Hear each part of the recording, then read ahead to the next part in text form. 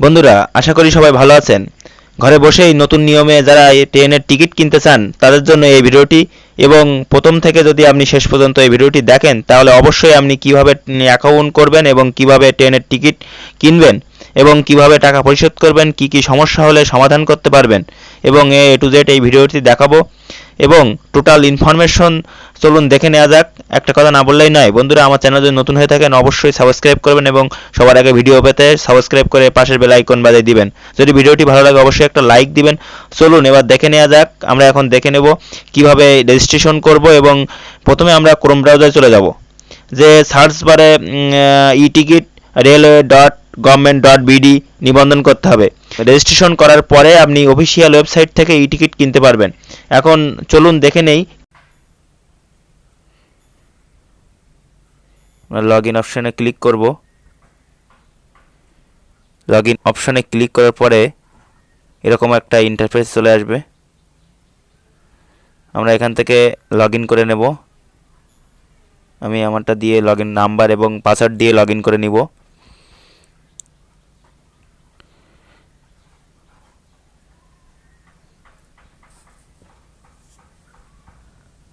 Log in করার পরে আপনাদের টিকিট কাটার জন্য এরকম একটা ইন্টারফেস শো করবে। একটু অপেক্ষা করি। এরকম একটা ইন্টারফেস শো করার পরে আমরা কোন স্টেশন থেকে কোন স্টেশনে যাব সেটা এখান থেকে সিলেক্ট করব। আমরা ঢাকা ডিএইচএ ঢাকা ঢাকা টু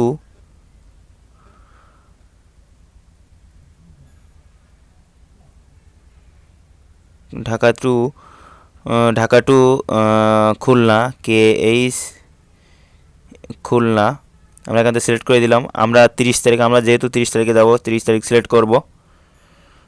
30 তারিখ সিলেক্ট করার পরে এখানে চয়েস করব সিট ক্লাস। আমরা এসি চেয়ারে যাব, আমরা এসি সিটে যাব। তো আমরা এখান থেকে সিলেক্ট করে দিলাম। তারপরে আমরা এখান থেকে ক্লিক করব। ক্লিক করার সাথে সাথে একটু লোডিং হবে। লোডিং হওয়ার পরে এরকম একটা ইন্টারফেস শো করবে, যেখানে আপনি দেখে নিতে পারবেন ট্রেনের সিট অ্যাভেলেবল কতটা এবং কোন ট্রেনে কয়টার সময় আপনি এখান থেকে যেতে পারবেন স্টেশন থেকে। আমরা একটু ডেস্কটপ মুড করে নিব।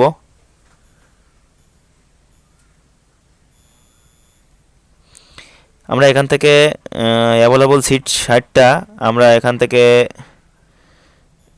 সিট ভিউ সিট দেখে নেব। এখান থেকে লাস্টে একটা সিট খালি আছে।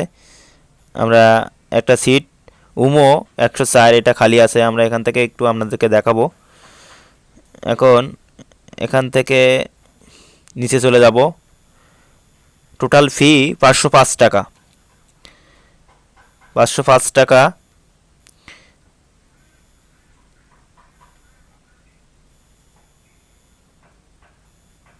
আমরা নিচে চলে যাব, এখান থেকে পারচেজ করব। এই কনফার্ম পারচেজ এখানে ক্লিক করার সাথে সাথে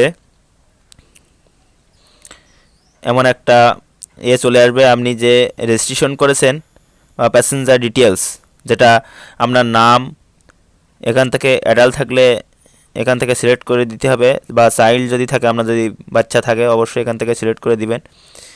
এবং আপনার নাম্বার ঠিক আছে কিনা এখান থেকে পরিবর্তন করার সুযোগ নেই, এই অপশানটা এখন নেই। আপনার জিমেইল এবং সব কিছু ঠিক থাকলে আপনি নিচে চলে যাবেন।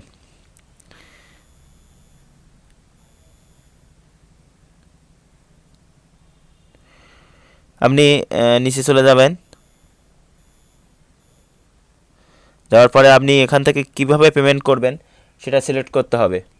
আপনি ক্রেডিট কার্ড, ক্যাশ কার্ড কিংবা ব্যাংকের অ্যাকাউন্ট থেকে জমাকৃত টাকা থেকে আপনি টিকিটের মূল্য দিতে পারবেন।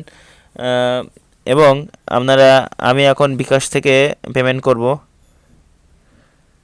আমি বিকাশ সিলেক্ট করলাম, করে এখান থেকে কনফার্ম পারচেজ।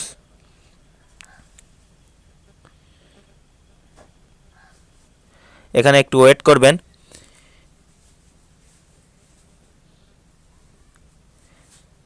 লোডিং হওয়ার পরে আপনাদের এখানে এরকম একটা ইন্টারফেস শো করবে বিকাশের।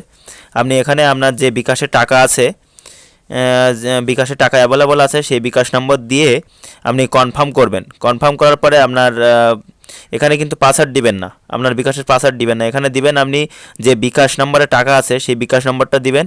দেওয়ার পরে কনফার্ম করার পরে আপনার মোবাইলে একটা SMS যাবে, আপনার কোড যাবে। কোডটা বসানোর পরে আপনার বিকাশের পাসওয়ার্ড চাইবে, আপনি বিকাশের পাসওয়ার্ড দিলে আপনার সাথে সাথে আপনার ফিটা কেটে নিবে, ওরা নিজেরা থেকেই কেটে নিবে, আপনাকে আর কিছু করা লাগবে না।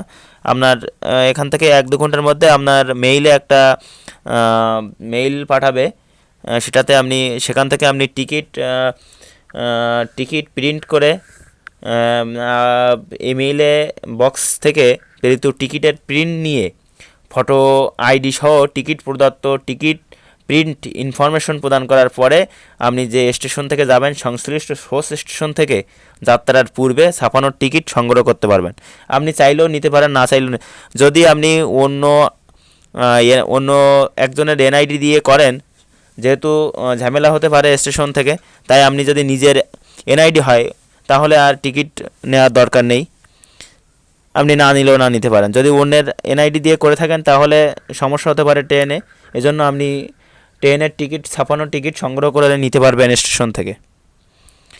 এবং আজকে ভিডিও এই পর্যন্তই। যদি আমার চ্যানেল নতুন হয়ে থাকেন অবশ্যই সাবস্ক্রাইব করবেন এবং পাশে থাকা সবার আগে ভিডিও পেতে পাশে থাকা বেল আইকন বাজিয়ে দিবেন, এবং যদি ভিডিওটি ভালো লাগে অবশ্যই একটা লাইক দিবেন। ধন্যবাদ সবাইকে।